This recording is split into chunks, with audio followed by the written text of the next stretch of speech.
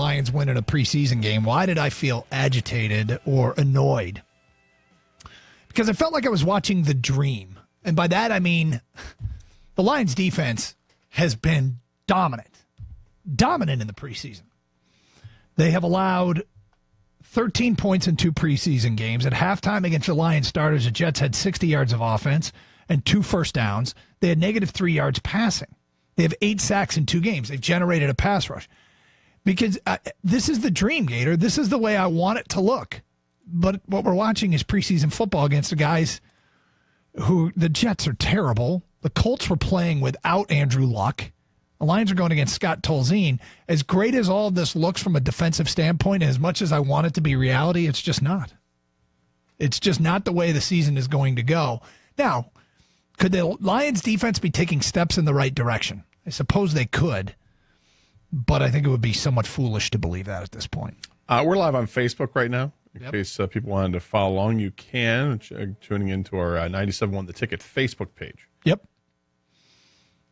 But I'm sitting here watching the game going, this is it.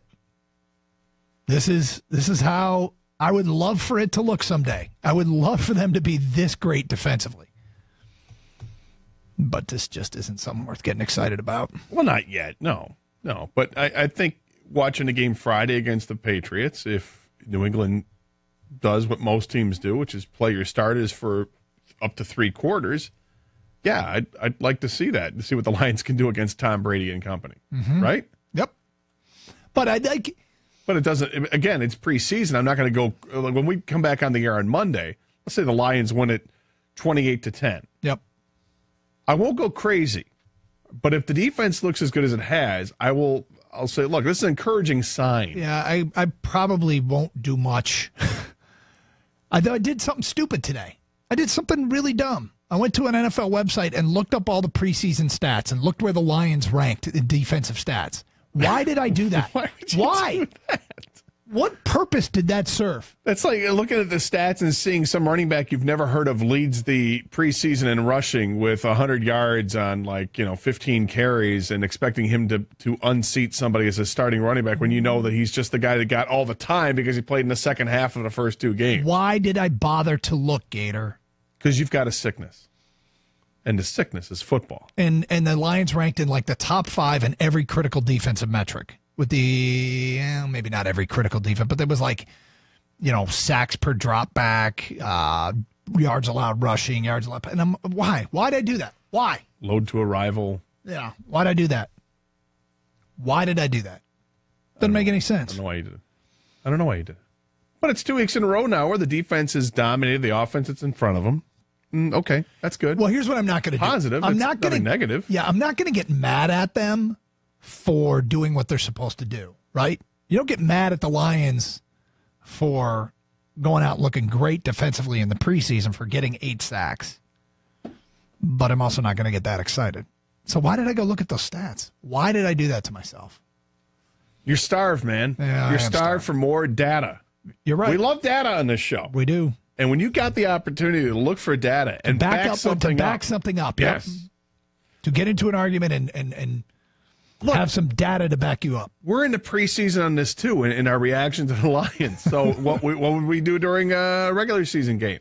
We would look at the data, see how the team is against the rest of the league in comparison, and we'd form some opinions. Yep. But this preseason, we're not allowed to form an opinion in the preseason. If the hype after week 1 was Galladay, the hype after week 2 should be the defense. Right? Probably, yeah. Because you know what it's not? Galladay. Not after week 2. Not getting One catch for 6 yards. But you know what? So much. They targeted Marvin Jones once in week 1. In the preseason, you're trying to get everybody involved, everybody some seasoning, everybody hit once or twice. You're getting everybody ready for the season. So the fact that Marvin Jones was a primary receiver on a bunch of plays early in that game and that Galladay wasn't is no surprise.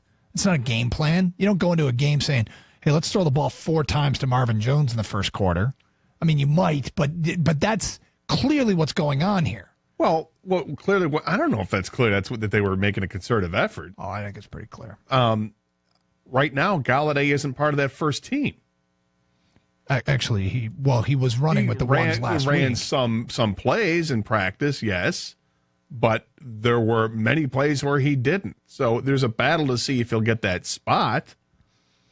But the primary receivers out there are Marv Jones, Golden Tate, and T.J. Jones, let me and put it whatever to you like tight end this. du jour. After week 1, they were going to throw the ball to Marvin Jones more than they were Golden Tate to get him some of the preseason seasoning. Like, the most predictable play of the preseason was Amir Abdullah touching the ball on the first play of the preseason.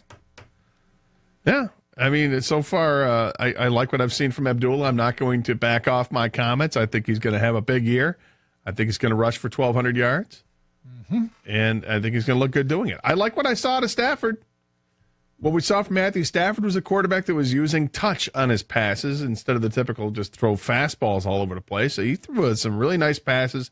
And the touchdown pass to Marv Jones in the back of the end zone there, or in the side of the end zone, real nice. Real nice. But it's preseason. 248-539-9797 if you want to talk a little Lions. We've been taking calls and really getting into the JV talk. You heard Al Avila on the morning show say he thought it was slim chances that JV gets traded. We just, quite frankly, don't know what Houston's thinking. It just makes so much sense. They've got the material to get him. I think it's pretty clear that the Tigers have told Houston what they want. Houston says no. And I don't even think it's somebody on their 40-man. But Houston won't budge. They don't want to give up what's necessary to get Justin Verlander, which seems strange because JV makes so much sense to them. And the prospects that Houston has, they have an abundance of prospects. They have extra prospects. Send them back. 248-539-9797. Gator, can you tell? Has it started? The eclipse? I haven't noticed any kind of it's technically underway. It started at 1:03. Yeah, so about 5 minutes ago. 5 minutes ago. As one veteran eclipse chaser, and this was a story I read, I think on Click on Detroit.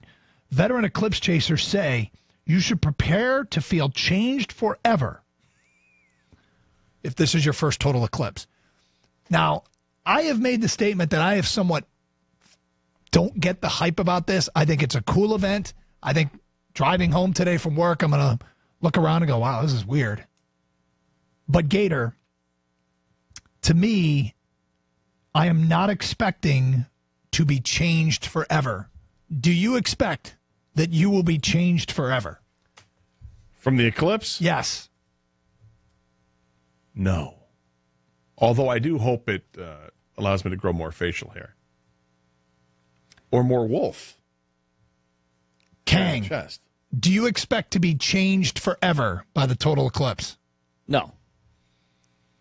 That might be one of the... Unless I stare at it too long, then I might be changed forever physically. Anybody who looks at the eclipse and burns a hole in their retina... That will change their life forever. They will be changed forever. You're probably jealous that I have the glasses for it. I am. Yeah, I know Kang is. This is what I think we should do, Doug, and help me out on this, because you don't care, but I do. So how about you cut them in half? We use them as monocles. I use one eye, you use the other. We just cover the other eye that's not covered. I'll be honest with you. I might be open to that because I can't see much out of my left eye anyway. There you go. I'll use the left one. You're all set. I don't want to... Do we want to leave Doug out of this, though? I mean, I feel bad for Doug. Leave me out of it. I just, I'm fine. Perfectly fine. Like, you honestly have no interest in going out and like, if somebody hands you sunglasses, like, or let's say that they had not sunglasses, but the proper glasses. The special eclipse viewing glasses. They had those at the front desk and said, hey, take these on your way out. Or there's a sign. Go ahead and take them. You wouldn't? I probably would take them. Oh, okay. You probably would? Yeah. You can't come 100% that you would. I can't see a downside to taking them. Look, this is a nice little footnote to the day. This guy. For me, this is a nice little footnote to the day. I think an eclipse is kind of cool. But you're not going to pay any attention. Well, I don't think America is treating it like it's kind of cool. I think America is treating it like, as this veteran eclipse chaser put it, it's going to be a life-changing event. Well, I don't think it's life-changing, but I think it's more than just, I mean, you're like, it's kind of cool. But you have noticed, you're not even going to pay attention to it. I think it's really cool. I think it's really cool, the fact that we don't get this phenomenon often at all. And we're going to see it today, an hour and a half from now, or an hour from now, an hour and 20 minutes or whatever, where it's the total eclipse, or 80% anyway. That's going to be freaking cool here, where it's 2:27 in the afternoon and it's nearly completely dark. I think that's a cool thing.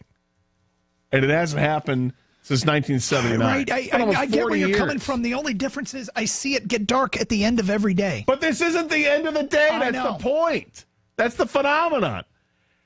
Wow.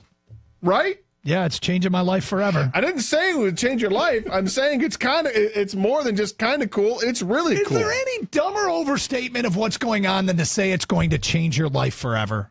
Unless you stare at it. You can deflect all you want, but this is really about you not caring, Doug. It's not that I don't care. What did you talk about with your kids about this? What did you say to them? What did you say to the children? Nothing. Nothing? You didn't say don't stare at it, don't look at it. You did nothing as a responsible parent in that regard. Actually, or you didn't go out and order the glasses online. My wife has handled all of that. I have said nothing. Yeah, how's your wife feel about this? She's a teacher. She's right? a teacher. She's gotta love this. She's getting the glasses. She's taking the two little ones out. It just occurred to me. You know what my oldest is doing during the eclipse? Hooking up.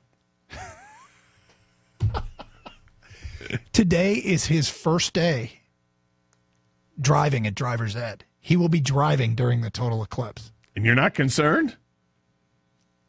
Not really. Wow. You're just cold and callous, man. Well, I don't want him to get into an accident or anything. But Gator, we have an update from Tommy in New Baltimore. If you did not hear who Tommy in New Baltimore was, Tommy in New Baltimore last Tuesday, his fiance's great-grandmother died. The viewing was Friday, the same day as his fantasy football draft. And he asked us what to do.